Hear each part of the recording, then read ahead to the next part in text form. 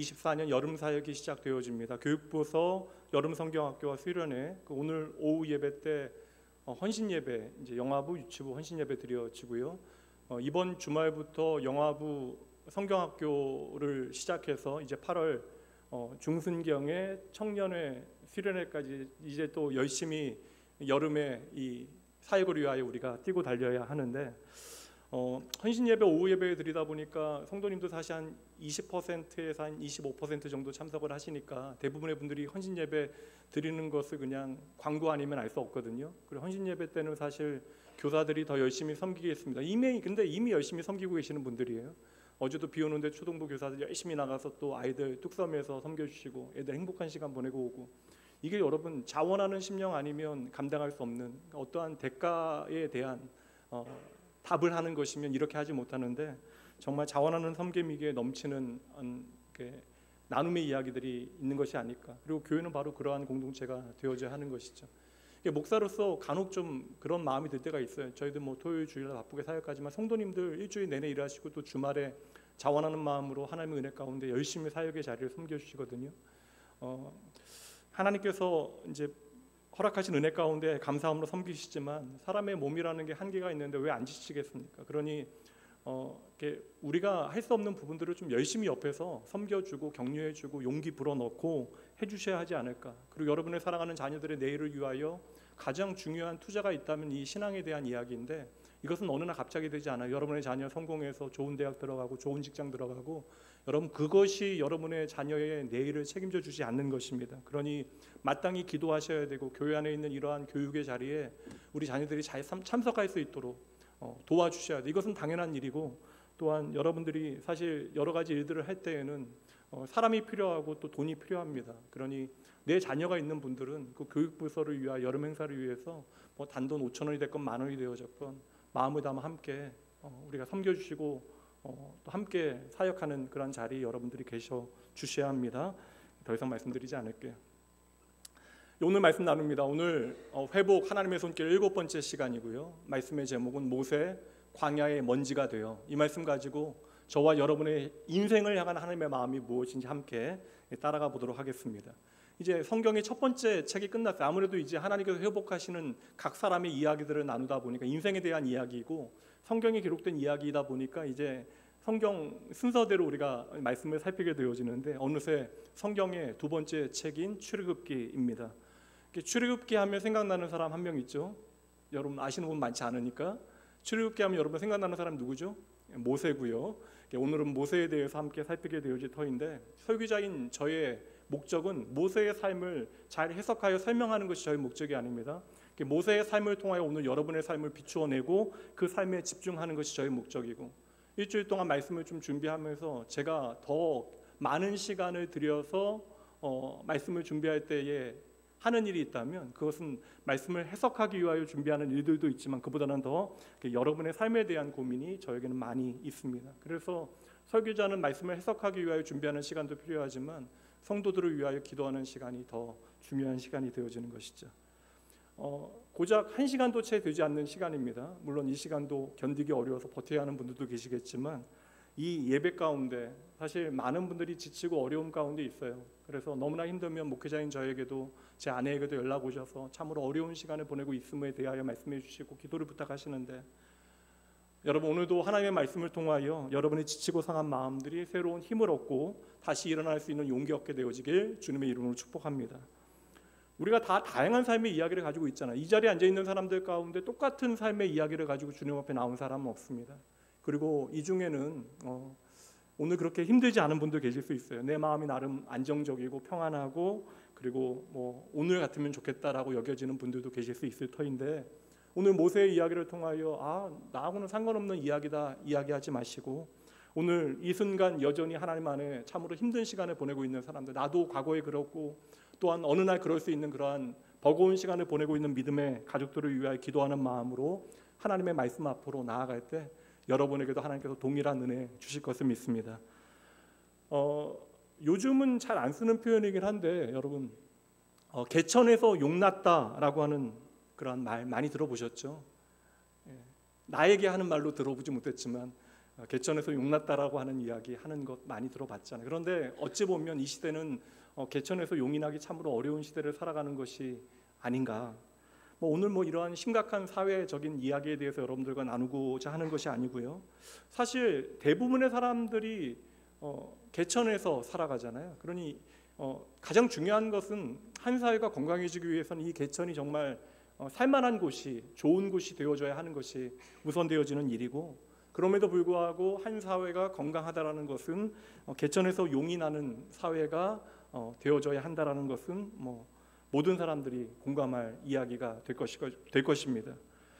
우리나라 조선시대만 해도요, 그 성리학적인 관점에서 이제 직업들을 좀 구분할 때 산업공상 나누게 되어졌는데, 사실 이것은 직업을 나누는 구분이기보다는 신분을 나누는 어떠한 구분이었어요.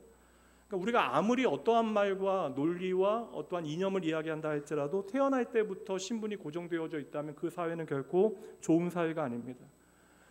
인도의 카스트 제도 정말 숨막히는 제도인데, 제가 미국에서 실제로 브라만들, 그 상위 계층인 브라만들과 그리고 크샤트리아들을 만나게 되어졌어요.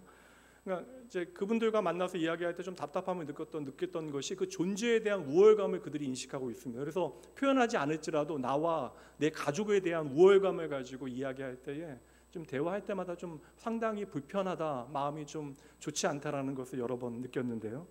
사실 더 이상 공식적으로는 인도에는 카스트 제도가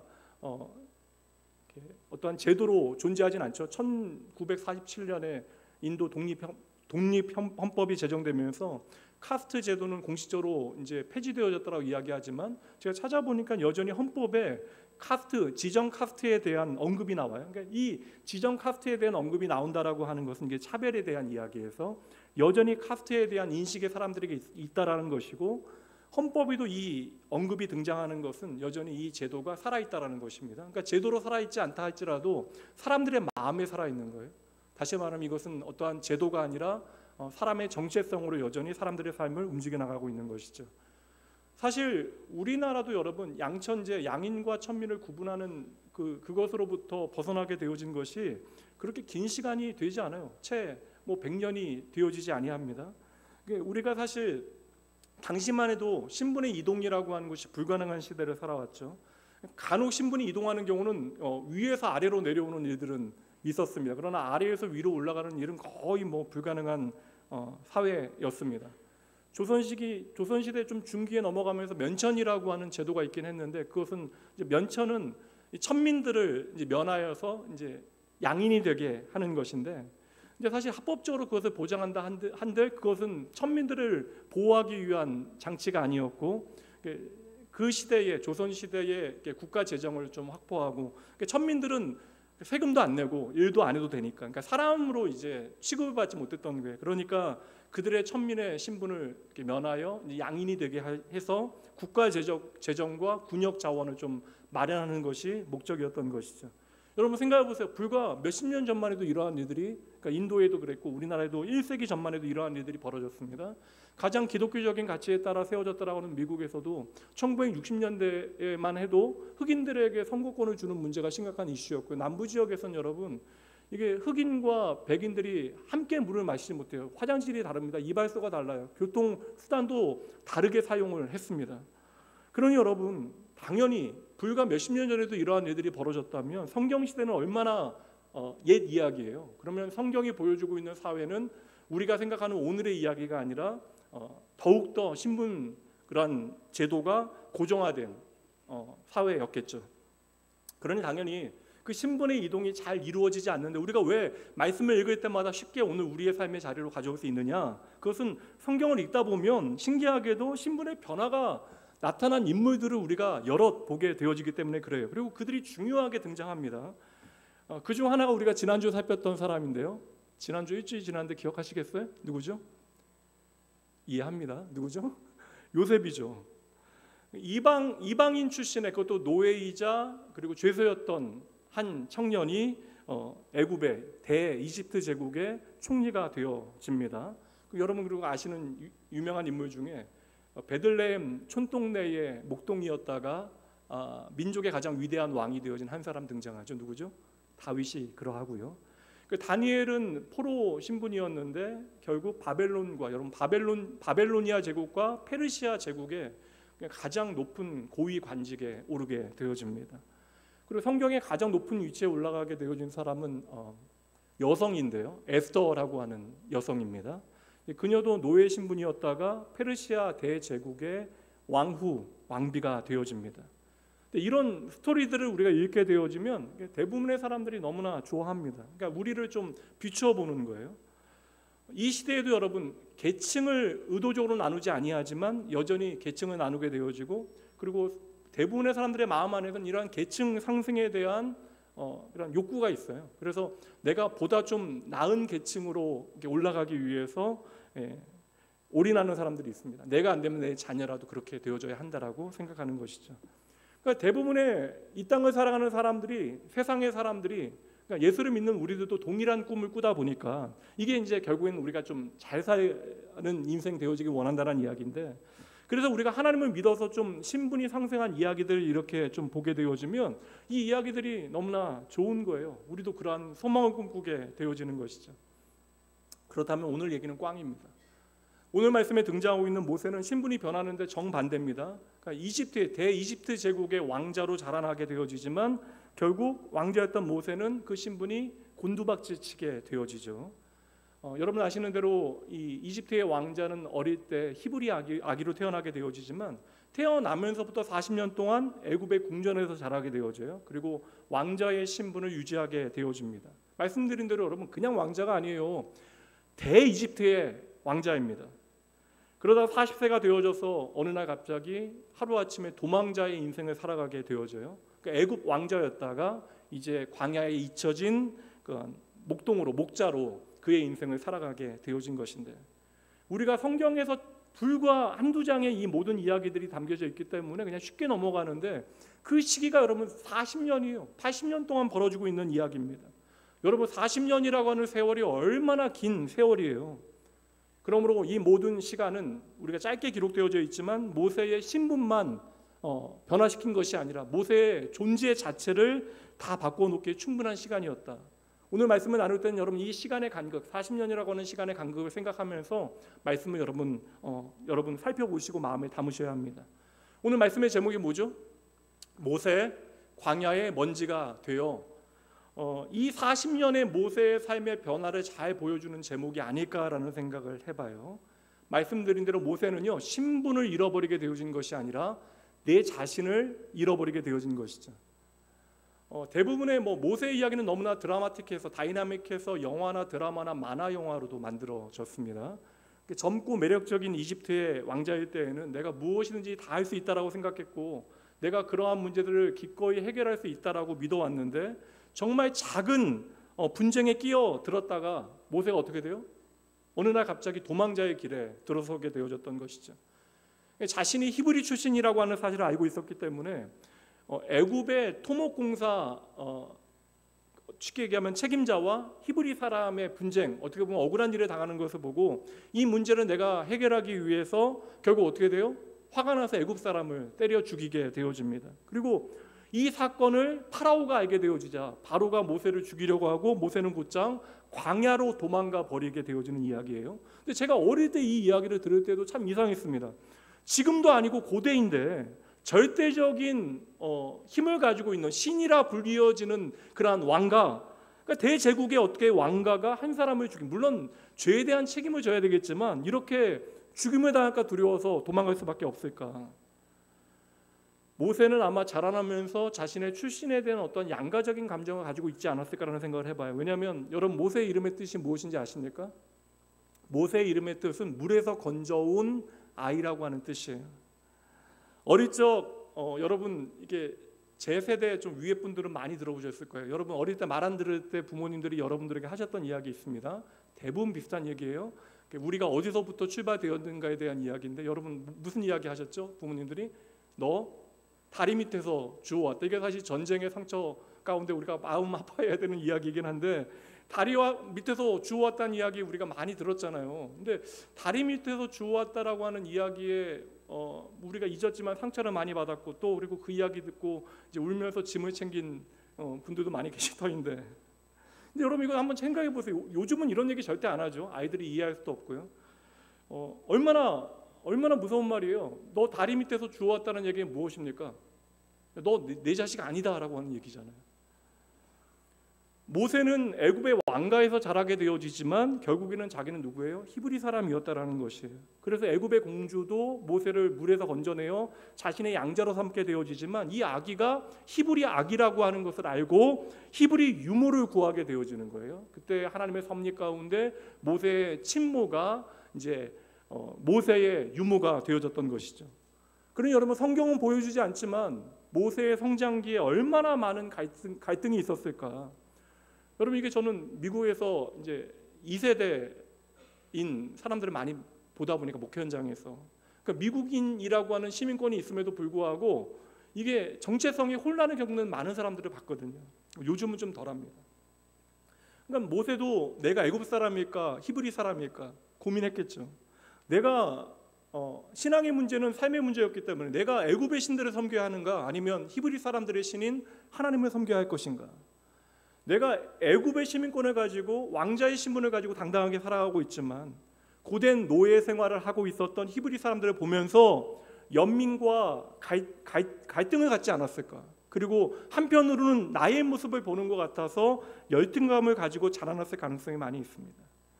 이미 알고 있는 거예요. 나는 결코 바로의 후계자가 되어질 수 없다.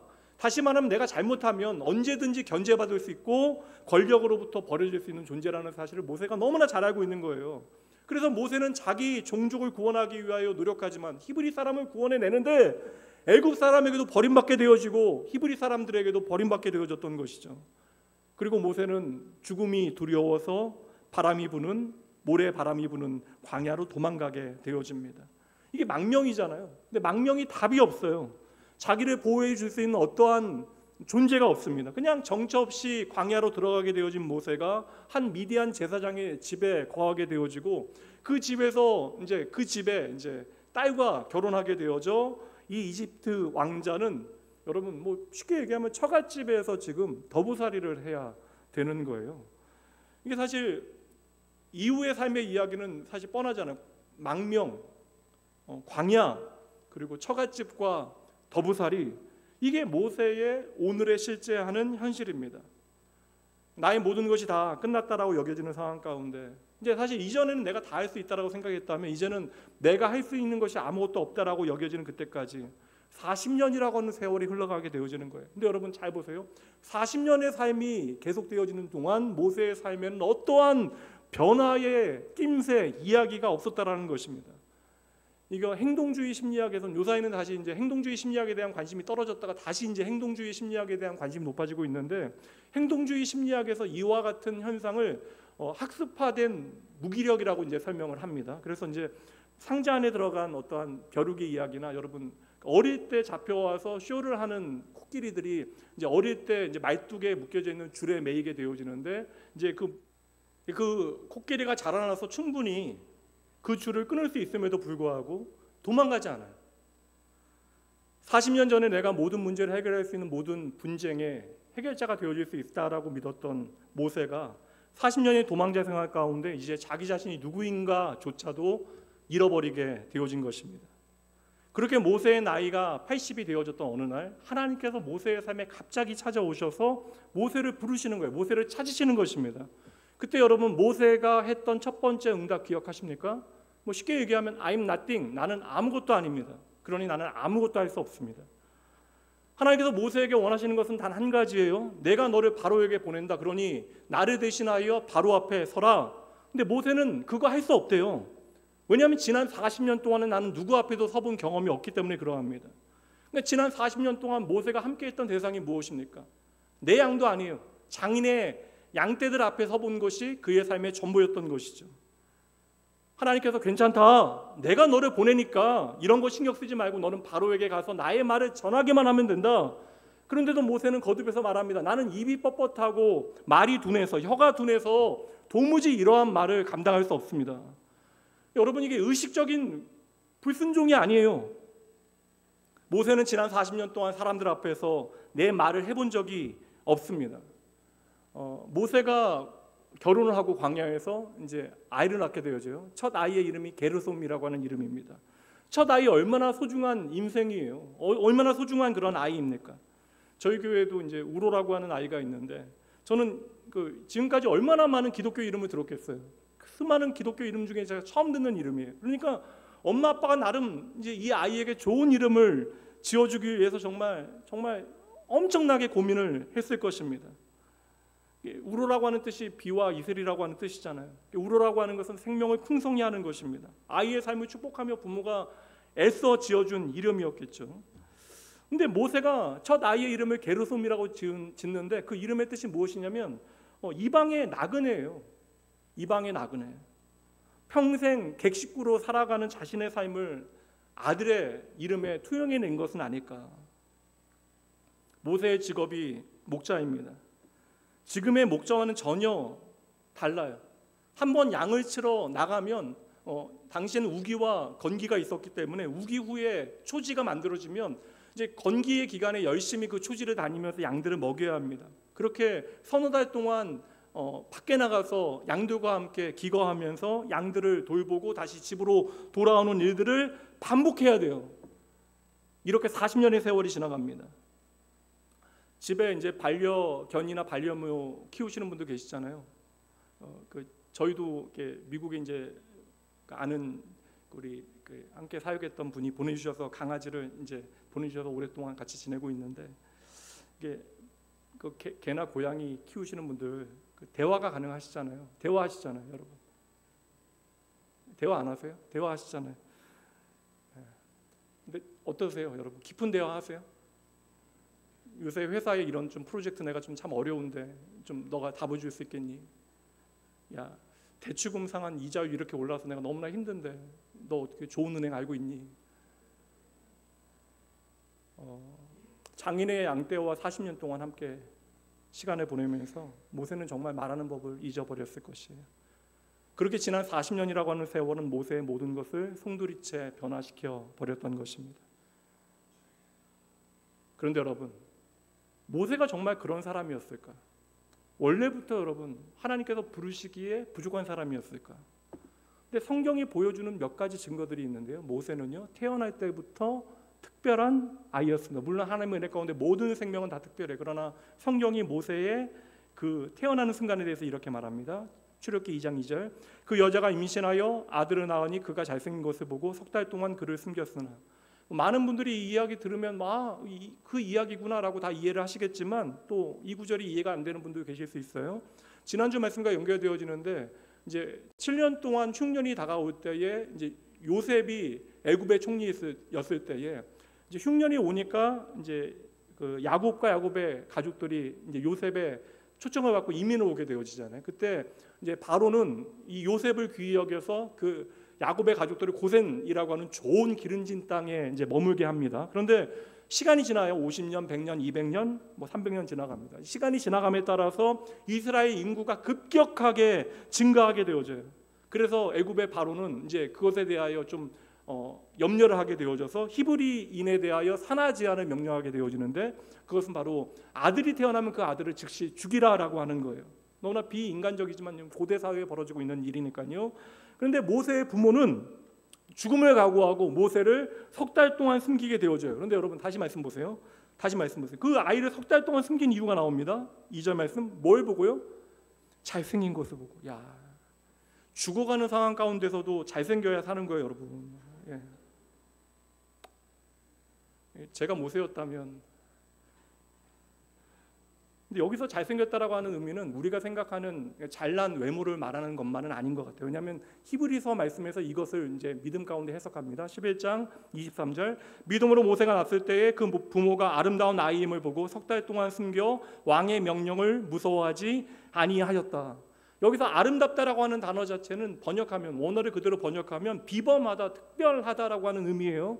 그러니까 모든 부모에게 자녀는 특별하죠. 여러분 내 자녀 못생겼다라고 생각하는 분도 계십니까? 물론 그렇게 너무나 객관적인 분들도 계실 수 있지만 우리 자녀가 아무리 좀 외모가 뛰어나지 않다 한들 부모 보기에는 다 사랑스러워요. 그래서 이목구비가 조금 희미하면 그래도 내 자녀는 좀 세련되게 생겼다라고 이야기하잖아요. 저만의 이야기인가요? 그래서 부모가 보니까, 태어난 아이를 보니까 그 마음에 이 아이가 좀 범상치 않게 보여지는 거예요. 그러니까 이 아이를 위하여 나의 생명을 걸고 이 아이를 보호하고 싶었던 것입니다. 그렇게 모세는 부모가 보기에도 내가 이 아이를 위해서 생명을 걸겠다. 이게 모든 가족들이 죽음 당할 수 있는 상황 가운데 모세를 보호하고자 하는 그런 특별한 존재감을 가지고 모세는 태어났다라는 거예요. 모든 신학생들이 신학교에서 여러 신학의 제 분야를 공부할 때 역사 신학이라고 하는 것을 공부할 때에 도움을 받는 중요한 분 중에 하나가 유대인의 첫 번째 역사학자였던 요세푸스라고 하는 그런 분이에요. 정말 중요한 분입니다. 주 37년경에 태어나서 한 주후 100년경에 돌아가셨으니까 얼추 예수님의 제자 중 막내였던 사도 요한과 이제 그 활동 시기가 비슷하게 되어져요. 근데 이분은 그 시기에 2000년 전에 기록이라고 하는 것의 중요성을 알고요, 유다 역사의 굴곡이 가장 심했을 때에 유다 역사를 이제 정리하게 되어집니다. 그 전집이 요세푸스 전집이 8권인데 한 권이 성경책만큼 길어요. 제가 한번 읽어보려고 했는데 너무나 길어서 그 책을 다 읽지 못했습니다. 근데 고대사로부터, 이스라엘의 고대사로부터 전승들을 다 정리하고 전쟁사와 예수님 당시의 역사까지 다 정리하여 기록하였으니까 유대인들의 역사를 좀 우리 성경과 비교하며 읽으면서 큰 도움이 되어지는데, 그중 이제 첫 번째 권이 고대사를 정리하는 부분이에요. 그 부분에 전승들을 정리할 때에 모세에 대한 기록이 나옵니다. 근데 그 기록에 보면 모세는 외모가 너무나 출중해서 애굽에 있을 때에 지나가는 사람들도 모세를 좀 다시 한번 바라봤대요. 그리고 애굽인들도 항상 모세를 뒤따라 다녔다. 쉽게 얘기하면 모세의 팬들이 그렇게 많았다 하는 기록이 있어요. 게다가 뛰어난 대중 연설가였기 때문에 사람의 마음을 움직이는 감동적인 연설을 했다라고 하는 기록도 남아 있습니다.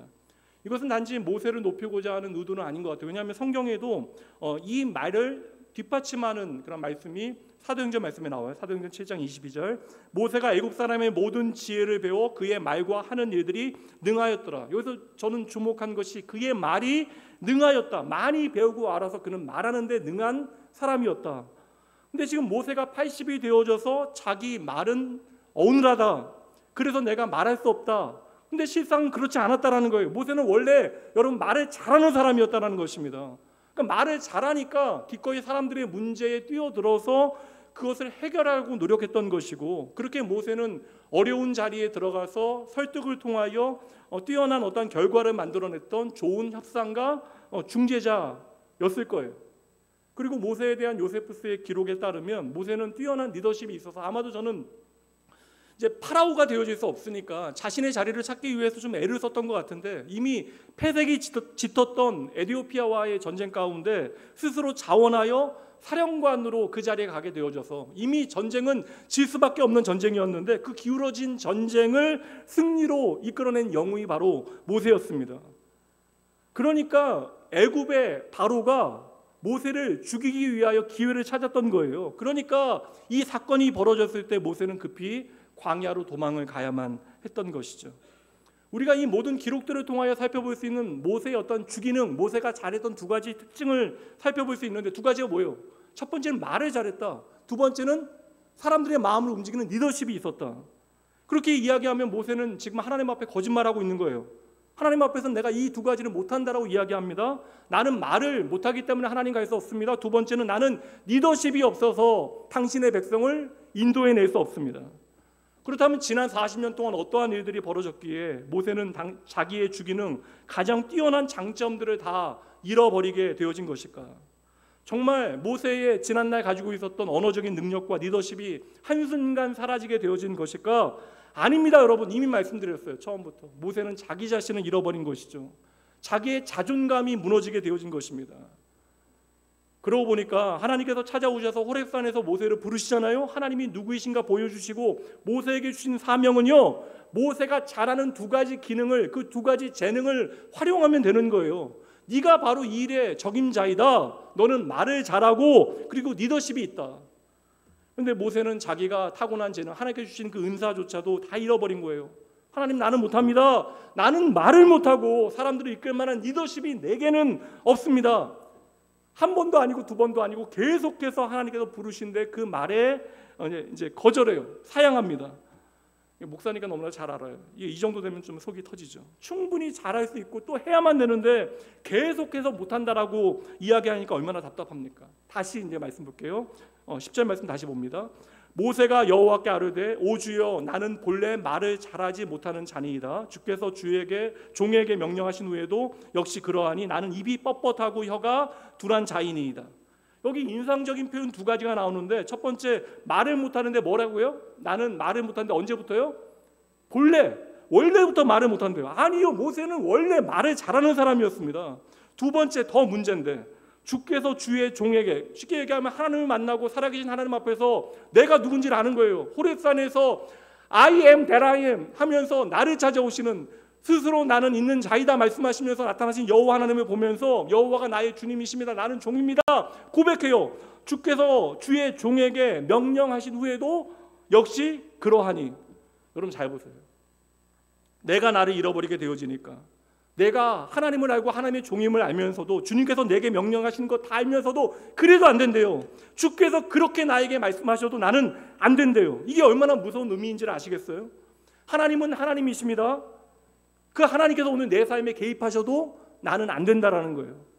그러니 여러분, 모세는 자기 자신만 잃어버린 것이 아니라 아예 믿음 자체를 놓치게 되어진 것이죠. 이렇게 계속 안 된다, 못 간다, 나는 못한다 이야기하니까 하나님께서 드디어 화를 냈어요. 이게 감정을 표현하시는 것인데 14절 처음 볼게요. 여호와께서 모세를 향하여 노하여 이르시되, 이거 사실 성경이라 점잖게 표현하고 있지만 성경에는 이걸 버닝으로 설명해요. 원어적인 영어 성경은 다 버닝이에요. 분노가 지금 불처럼 타오르는 거예요. 타오르는 분노를 가지고 하나님께서 말씀하신다. 이렇게 하나님께서 화내신 장면을 보여주는 말씀 구절이 많지 않아요. 하나님은 언제나 저와 여러분을 향하여 오래 참아주신 하나님이시잖아요. 모세를 만드신 하나님께서는 모세에 대해서 다 알고 계세요. 모세가 모르는 것조차도 다 알고 계시고, 그리고 모세가 이 모든 일을 기꺼이 감당할 수 있다는 사실도 뻔히 알고 계시는데, 자기는 원래부터 못났다, 나는 원래부터 못한다, 못했다. 그러니 지금 모세의 삶을 회복하셔야 되는 하나님께서는 너무나 답답하신 것이죠. 여러분 잘 보세요. 모세가 기능적으로 어떠한 일을 하고자 하는 것이나 못하는 것이나 이건 중요한 문제가 아니에요. 지금 모세의 가장 중요한 문제는 하나님을 향한 믿음조차도 그 불꽃이 희미해지고 있다는 것입니다. 오늘의 포인트는 바로 여기에요. 그렇다면 이러한 모세가 어떻게 회복되어질 수 있었나? 그 핵심적인 포인트가 오늘 우리가 붙잡아야 되는 말씀이 되어집니다. 여러분, 저와 여러분의 하나님은 크신 하나님이시지만 참 섬세한 하나님이시기 때문에 각 사람을 향한 부르심과 하나님의 회복의 과정도 다 달라요.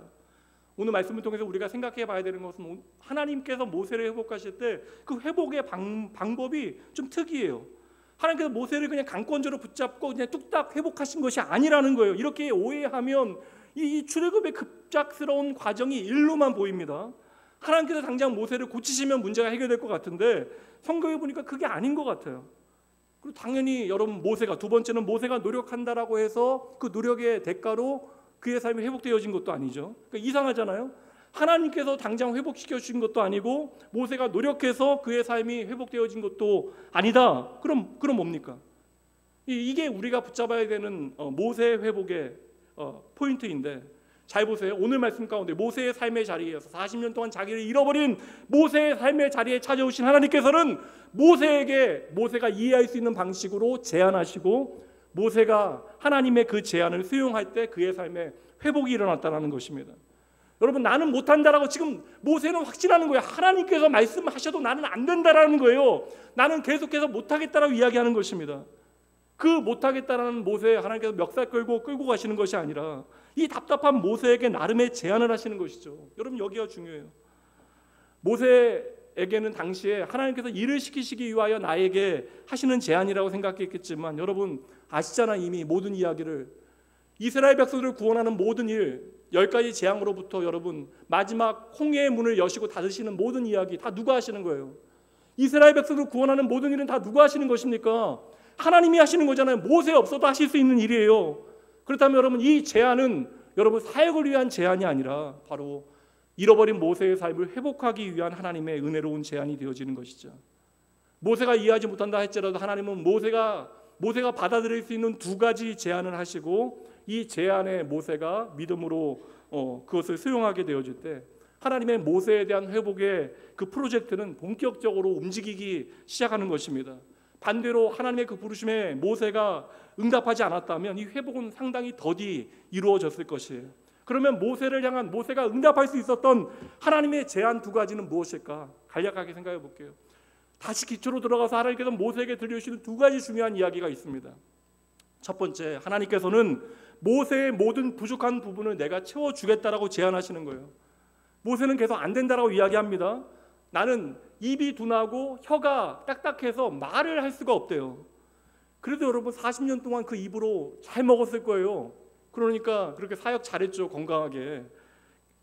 모세는 여러분 원래 부족한 사람이 아닙니다. 그럼에도 불구하고 하나님의 섭리와 은혜 가운데 구원받고 그의 삶 가운데 함께 하신 하나님을 통하여 많은 것들이 준비되어졌음에도 불구하고 계속해서 하나님 앞에서 부족하다라고 이야기하니까 하나님께서 네가 생각하는, 그러니까 하나님이 생각하는 부족이 아닙니다. 모세가 생각하는 그 부족을 내가 그럼 먼저 채워줄게라고 제안하시는 거예요. 그러니까 이거 잘 보셔야 돼요. 그러니까 진짜 모세에게 필요한 것이 아닙니다. 그러니까 나는 죽어도 못하겠다라고 이야기하니까 14절 말씀 다시 볼게요. 중간이요. 내 윗사람 내 형 아론이 있지 아니하냐. 그가 말 잘하는 것은 내가 안다. 그가 너를 만나러 나올 그때에 그가 너를 보면서 그 마음에 기쁨이 가득하게 내가 할게. 단순히 이 말씀 읽으면 모세가 정말 말하는 것이 부족한데 하나님께서 말 잘하는 아론을 붙여주셨구나. 근데 이내 우리가 이 말씀의 흐름을 좀 더 살피게 되어지면 하나님의 의도가 그게 아님을 알게 되어져요. 하나님께서 정말 모세를 오랫동안 참아주시는구나, 이것을 우리가 깨닫게 되어집니다. 제가 말씀드린 대로 모세는 이미 말 잘하는 사람이에요. 아론보다 말 잘하는 사람입니다. 이미 하나님은 이것을 너무나 잘 알고 계세요.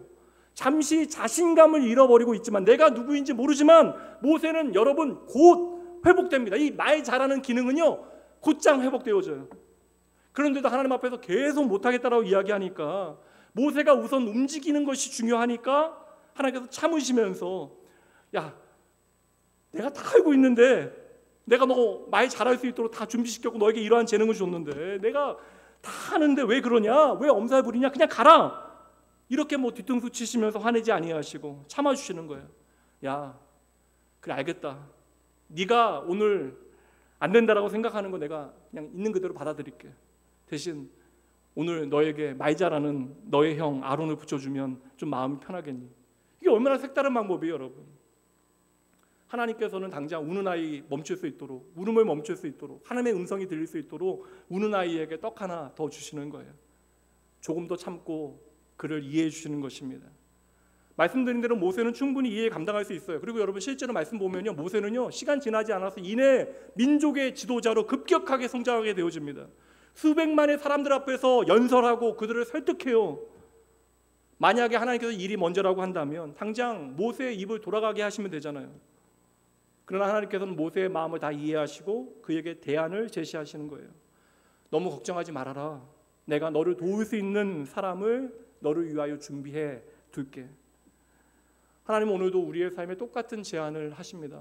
우리가 더디 움직이고 하나님의 말씀 신뢰하지 못해서 오늘의 삶 가운데 지쳐있을 그때에 하나님께서 당장 우리의 결핍을 채울 수 있는 자원과 사람을 주실 수 있어요. 능력을 주실 수 있어요. 그러나 우리는 너무나 잘 아시니까, 나의 상한 마음과 그 마음 깊이 있는 아픔들을 다 아시니까 먼저 내 마음이 회복되어질 수 있도록 하나님의 방법을 통하여, 내가 이해할 수 있는 방법을 통하여, 모세에게 사람이 필요하니까 너를 도울 수 있는 그 사람을 붙여주겠다라고 말씀하시는 것이죠. 다시 말하면 여러분, 모세가 지금 움직일 수 있도록 모세가 받아들일 수 있는 제안을 하나님께서 하시는 것입니다. 그리고 모세가 바로 앞에 설 때에 아론은 모세 옆에서 그 자리를 지키게 되어져요. 그리고 이미 여러분 모세는요 바로 앞에 서게 되어질 때 아론과 함께 당당하게 말하고 당당하게 행하게 되어집니다. 모세는 하나님의 제안을 믿음으로 받아들이고 아론과 함께하면서 나와 동행하시는, 나의 부족을 채우시는 하나님을 깊이 만나게 되어졌을 것이에요. 그리고 모세는 여러분 이내 출애굽 과정 가운데 백성들 앞에서 해결사의 능력을 보이게 되어집니다.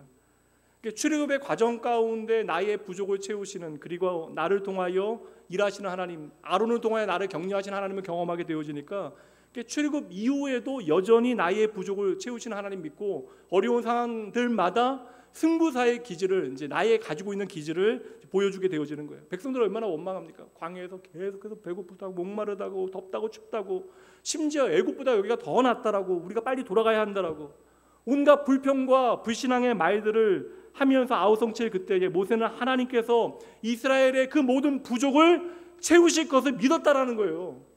모세 한 사람만은 믿었다는 거예요. 어떻게 해요? 내가 경험했기 때문에 내가 말도 안 되는 이야기를 했지만 하나님은 나의 부족을 채우시기 위하여 나의 마음을 편안하게 하기 위하여 하나님께서 일하셨다는 사실을 경험하니까 모세는 그 모든 문제들로 때로는 너무나 힘들었지만 하나님 앞에서 그 문제를 해결했다고요. 더울 때는 구름기둥, 추울 때는 불기둥, 배고플 때는 먹을 것을 하나님 앞에 구하여 백성들을 위하여 만나 매출하기를 하나님 앞에 얻게 하였고 돌아가고 싶을 때에는 하나님의 약속과 소망을 일깨우며 이스라엘 백성들을 하나님의 약속의 땅으로 한 걸음 한 걸음 걸어가게 했는데 저는 더 중요한 것이 모세는 그 모든 시간들을 통하여 어느새 하나님 앞에서 조금씩 회복되어지고 있다고요. 그러니 여러분 광야의 40년은 모세가 리더로서 준비된 리더로서 세워지는 시간이 아니라 백성들을 위하여 일하는 시간이 아니라 그의 삶이 회복되어지는 시간이다. 저는 믿어요. 제가 오늘 말씀 전하는 대로 살지 못하는 연약한 인생입니다. 그러나 부족한 저를 통하여 하나님께서 말씀하시고 저도 이 말씀을 통해 회복하게 하시는 하나님의 은혜를 경험하며 살아가고 있는 거예요. 그렇게 하나님은 오늘도 우리의 삶에 다양한 방법으로 우리의 부족을 채워주시겠다 제안하시는 거예요. 우리는 그 제안에 응답하면 되는 거예요. 두 번째 제안은 여러분 중요해요. 하나님의 변함없는 약속. 내가 너와 함께 할게. 내가 너와 함께 할게. 네가 움직이지 못하겠느냐? 내가 너와 함께 갈게. 그리고 이거 믿지 못할까 봐 그 제안에 증표를 주시는데 17절 말씀이요. 너는 이 지팡이를 손에 잡고 이것으로 이적을 행할지니라. 안 된다라고 하는 모세에게 내가 너하고 함께 갈 테니까 가자. 그러면서 나의 동행의 증거, 보이지 않는 하나님을 볼 수 있는 동행의 증거를 손에 쥐어 주시는데 호렙산에서 모세가 하나님 만날 때 그의 손에는 목자인이 무엇이 있었겠어요? 목자의 지팡이가 있었겠죠. 근데 도무지 하나님의 말씀에도 움직이지 않는 답답한 모세에게 내가 너와 함께 할게라고 제안하시면서 이제 너의 손에 들려있는 이 지팡이를 하나님의 동행의 증거로 삼게 하겠다. 여러분 이 지팡이가 바로 앞에서 던졌을 때 뱀이 되어졌던 그리고 홍해를 갈았던 그리고 반석에서 물이 나오게 만들었던 지팡이였던 거예요. 그렇다면 여러분 모세에게 이 지팡이는 무엇이겠어요? 능력을 행하는 요술 방망이였겠습니까? 모세에게 힘들고 어려울 때마다 이 지팡이는 바로 나와 함께 하시는 하나님을 나의 눈으로 보게 하는 하나님의 은혜의 상징이 되어졌던 것이죠. 모세가 하나님의 제안을 믿음으로 받아들였을 때 내 손에 들려있는 이 지팡이는 나의 자원, 목자의 지팡이가 아니라 바로 오늘도 나와 함께 하시는 하나님의 지팡이가 되어졌던 것이죠.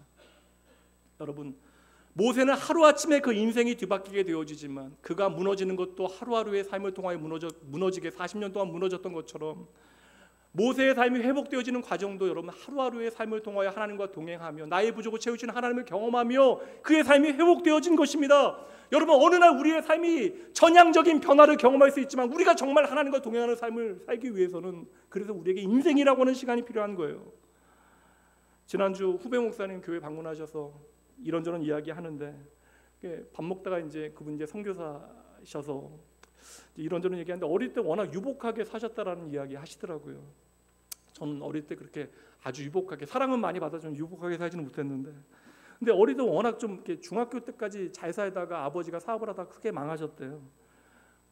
그래서 이제 아버지가 이제 그거 회복하기 위해서 이리저리 바쁘게 무리하시다가 이제 자기 중학교 2학년 때 쓰러지시고 집에서 살림만 하시던 어머님이 어떻게라도 좀 가정 위하여 애쓰고 이렇게 힘쓰시다가 안 되니까 당장 좀 가족들 돌보기 위해서 돈 한번 어떻게 좀 융통해 보시겠다라고 그 외삼촌 집에 이제 찾아가신 거예요. 근데 자기를 데리고 가셨대요. 중학생 아이를 데리고. 근데 어머니도 아마 제 생각에는 이게 좀 어려운 일이었겠죠. 근데 이전에 외삼촌 이제 자기 오빠 열심히 좀 돕는 일들 했었으니까 한번 내가 부탁하면 들어주시겠지 하고 갔는데 돈 이야기 하니까 한마디로 좀 거절을 하시더래요. 근데 이제 뭐 그런 얘기는 뭐 가정사에 있을 수 있는 일이고. 근데 중학생인 이 목사님이 버스 타고 오는데 갑자기 울음이 터져가지고 참지를 못하고 그냥 엉엉 우셨대요. 버스 안에서 엉엉 우셨대. 너무나 비참해서 그날 울었대요. 그렇게 내 아이가 울 줄 알았다면 어머니가 아들 안 데리고 왔겠죠. 엄마도 두려우니까 중학생 아들이라도 장남이니까 남편은 쓰러져 있고 그냥 의지하고 데려가신 거 아닐까 근데 그때 이제 목사님이 이제 하신 얘기가, 이제 어릴 때부터 교회 다녔으니까 하나님 앞에 기도했는데, 예, 살기 싫다라고 하는 기도했대. 살기 싫어요 하나님, 그런 기도를 했대 자기가 중학교 때. 그러니까 저는 오늘의 목사님이 아니라 그 중학생인 목사님, 그 중학생 아이가 참 안쓰럽다라는 생각을 했습니다. 근데 모세가 힘들 때 했던 기도가 있거든요. 정말 힘들 때. 민수기 11장 15절, 주께서 내게 이같이 행하실진대 구하옵나니 내게 은혜를 베푸사 즉시 나를 죽이어 내가 고난당함을 내가 보지 않게 하옵소서. 억울함과 비참함에 하나님 나 죽고 싶어요 했던 사춘기 중학생의 기도를 모세가 하고 있는 거예요. 이전에는 이 기도 볼 때마다 이 정도 되는데 아직도 이 정도 기도밖에 못하는 모세 참 한심하다라고 생각했는데, 이제는 목회 현장에서 시간이 지나가다 보니까 저의 삶도 말씀을 통해서 비춰보니까 이 기도가 조금 다르게 제 마음에 와닿습니다. 여러분, 하나님이 여러분의 생명 되심을 여러분 믿으시죠? 주 예수 그리스도를 통하여 내가 이제 영원한 하나님의 자녀 되어졌음을 믿으십니까? 왜 자신이 없어요? 근데 여러분의 삶을 살아갈 때 여러분의 삶에 하나님과 상관없는 이야기 없어요? 막상 우리의 말과 생각 가운데 하나님과 1도 상관없는 불신앙적인 이야기들이 얼마나 많이 있습니까? 내가 하나님을 믿는다 이야기하면서 나의 삶의 자리에서, 심지어 예배하는 자리에서 내 마음대로 내 감정대로 내 생각대로 우리가 살아갈 때가 얼마나 많아요. 근데 문제는 우리가 그것이 문제라는 사실을 깨닫지 못해요. 그리고 여러분 힘들 때 나는 죽고 싶다라는 생각 여러분 한 번도 안 하세요? 이제 믿음 좀 교회 오래 다닌 사람들은 내가 죽고 싶다라고 얘기하면 안 된다라고 기계적으로 생각하니까 하나님 오늘 불러가셔도 괜찮다고. 진심이십니까 여러분? 저는 모세의 특별한 점을 여기서 찾고 싶어요. 모세는요, 힘들어 죽고 싶을 그때에도 그걸 그대로 하나님 앞에 그냥 기도합니다. 그러니까 힘들어 죽고 싶을 때 하나님 앞에 그것을 그대로 말씀드려요. 이렇게 생각하니까 모세가 참 대단하다. 그러니까 저는 어느 순간 로뎀나무 아래에 쓰러져 있었던 그 갈멜산의 엄청난 승리를 맛보았던 엘리야가 그렇게 로뎀나무 아래에서 혼자 죽겠다라고 이야기하는 게 이해가 저는 안 됐는데 이해가 돼요. 우리도 언젠가 쓰러지는 순간들이 있어요. 그때 엘리야는 기도하잖아요. 주님 이제는 충분합니다. 나 데려가세요. 죽여주세요. 물론 여러분 그 자체는 좋은 기도는 아닙니다. 그러나 여러분 믿음의 사람들도 때때로는 어둠 가운데 사망의 음침한 골짜기에서 깊은 무력감에 허덕이게 되어지는 순간들이 있잖아요. 요즘 정말 끼니 때문에 나 오늘 죽겠다 생각하는 사람들이 있나요? 물론 그런 절대적인 결핍 가운데 어려움 있는 사람들도 있겠지만 우리는 오늘 저녁에 끼니 때문에 힘들어하지 않아요. 도리어 우리는 깊은 무력감에 짓눌리는 때가 많이 있습니다. 근데 하나님과 동행했던 믿음의 사람들은 모세나 엘리야나 여러분 보세요. 그 죽고 싶은 순간에도 그 죽고 싶다라고 하는 생각을 하나님 앞에 쏟아냈다라는 것입니다. 오늘 참으로 힘든 분들 계시잖아요. 마지못해서 나는 오늘 살아간다. 그러면 여러분 그 생각 하나님께 그냥 말씀드리면 됩니다. 그게 기도예요. 혼자 끙끙대지 말고, 혼자 끙끙대는 건 믿음 아닙니다. 딴 사람에게 감당하지 못할 이야기 하지 마시고 하나님께 그 말씀, 그 마음 다 아뢰시면 하나님께서 그 모든 여러분의 신음을 기도로 들으시고 반드시 여러분 다시 살아갈 힘 주십니다. 여러분 모세가 죽여달라고 하나님 앞에 이야기할 수 있었던 이유는 바로 그 생명이 역설적이지만 하나님께 있다라는 사실을 정확하게 알고 있는 거예요. 그러니 이제 아직도 젊지만 50의 나이에 알게 되어진 게 있다면, 예전에는 모세가 죽여주세요, 이 나쁜 믿음 없는 사람, 그러나 이 모세의 죽여주세요라고 하는 기도가 이제는 저에게 하나님 나 좀 살려주세요라고 하는 기도로 드립니다.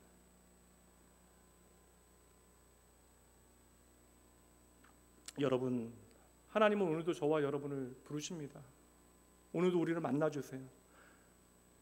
여전히 나를 부정하고 나는 못하겠다 안 하겠다 떼쓰는 모세에게 주셨던 그 제안, 내가 오늘 너의 부족을 채워줄게. 그리고 내가 너와 함께 할게. 그러니 일어나 나와 함께 가자꾸나.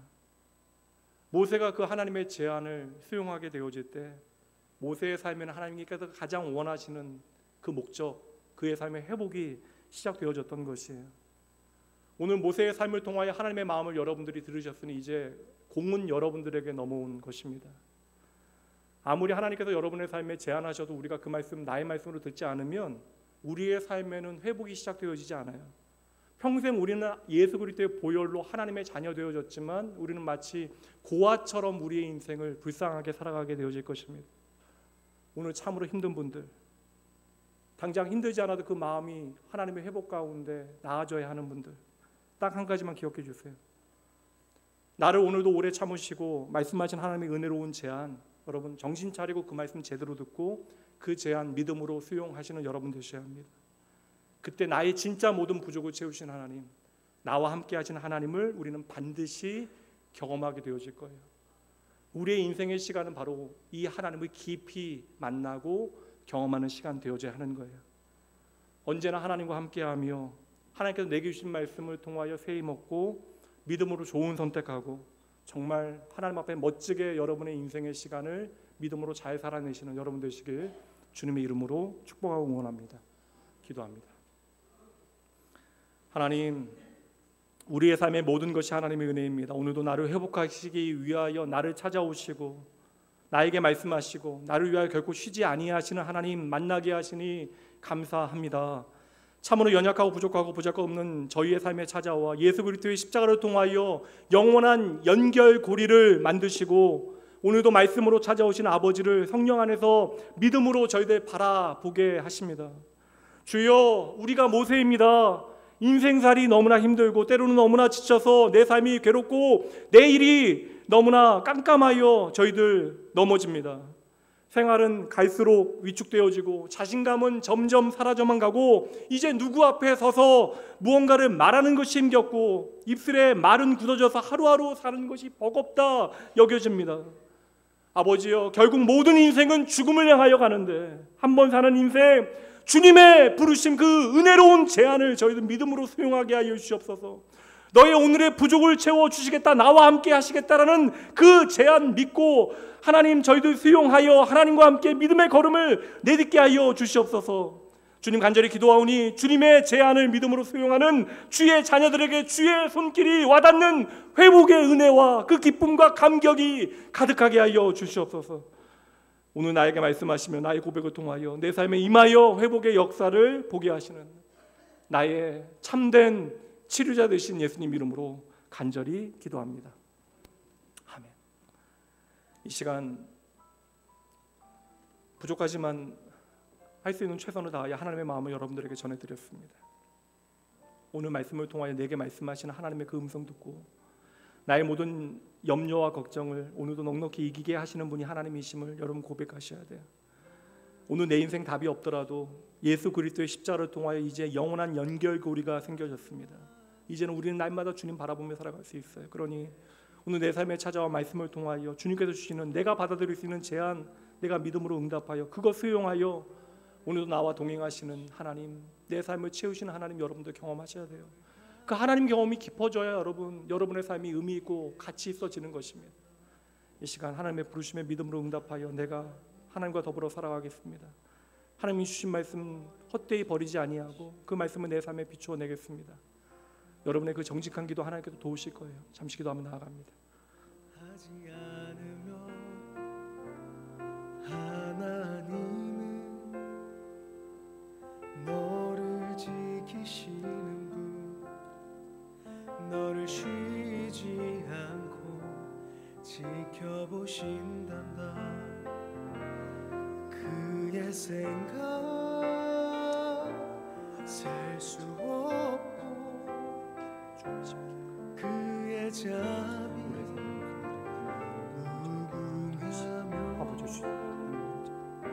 아버지 지금 아깝지 아니하고 하나님이 삶을 회복하시오. 하나님 일하시는 친구들이 아버지 사랑하는 주의 자녀들의 삶에 풍성하여 주시고 주여 인도하시고 함께하여 주시옵소서. 오늘 단지 우리의 눈에 보이는 현실을 뛰어넘어 나의 모든 염려를 걱정을 넉넉히 견디고 이겨내게 하시는 나의 주 하나님, 이 시간 내 삶의 유일한 소망이 오직 하나님이심을 믿고 주님 앞에 그 믿음에 합당한 삶의 고백을 주님께 올려드립니다. 날마다 하나님만이 나의 생명이라 이야기하지만 결국 우리는 눈에 보이는 물질과 자원에 내 삶을 걸고 살아가는데, 저희들 다시 한번 주님 앞에 나와 말씀 붙들고 내가 의지해야 하는 분이 하나님이심을 고백하며 우리의 삶의 고백을 주님께 올려드립니다.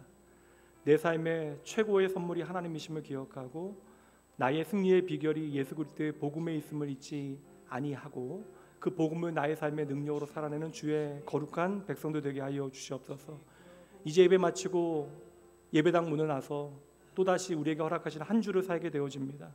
저희들 믿음으로 살아내게 하시고 하나님보다 세상에 다른 것도 더 의지하지 아니하도록 주여 말씀을 통하여 저희들 지키시되 저희의 삶의 신실한 믿음의 증거들이 정직과 성실함으로 나타날 수 있도록 주여 친히 일하여 주시옵소서. 사랑하는 주의 자녀들, 언제나 주의 약속의 말씀에 붙들어 친히 이 삶을 돌보시고 동행하여 주실 줄 믿고 감사드리며 우리의 생명 되신 예수님 이름으로 축복하며 간절히 기도합니다. 아멘. 우리 다 같이 자리에서 일어나셔서 믿음의 가족들 함께 축복하신 후에 축도하심으로 오늘 예배 마치도록 합니다.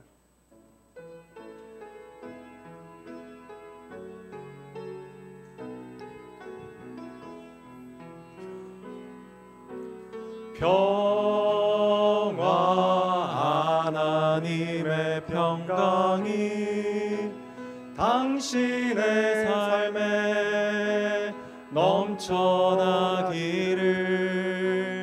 평화 하나님의 평강이 당신의 삶에 가득하기를 축복합니다. 이번 한 주도 하나님 앞에서 잘 사시고 다음 주 더 많은 은혜의 이야기 가지고 이 자리로 돌아오셔야 합니다. 이제는 우리 주 예수 그리스도의 은혜와 하나님의 사랑하심, 성령 하나님의 함께하심이 언제나 우리를 구원하시려고 조금도 쉬지 아니하시는 하나님 바라보며 오늘도 나에게 찾아와 나를 부르시고 끝까지 나를 기다리시되 내게 주님의 길을 함께 걸어갈 수 있도록 말씀을 통하여 제안하시는 주의 그 은혜로운 부르심에 이제는 믿음으로 응답하고 수용하여 나를 회복하시는 하나님을 내 삶에서 경험하기를 갈망하고 소원하는 모든 하나님의 백성들, 이들의 가정, 이들의 자녀, 일터위에, 그리고 오늘 하나님의 회복과 소망의 내일이 너무나 절실한 이 나라와 민족, 또한 세계 열방에서 복음 전하는 복음 전도자들을 위해 지금으로부터 영원까지 함께 있을지어다. 아멘.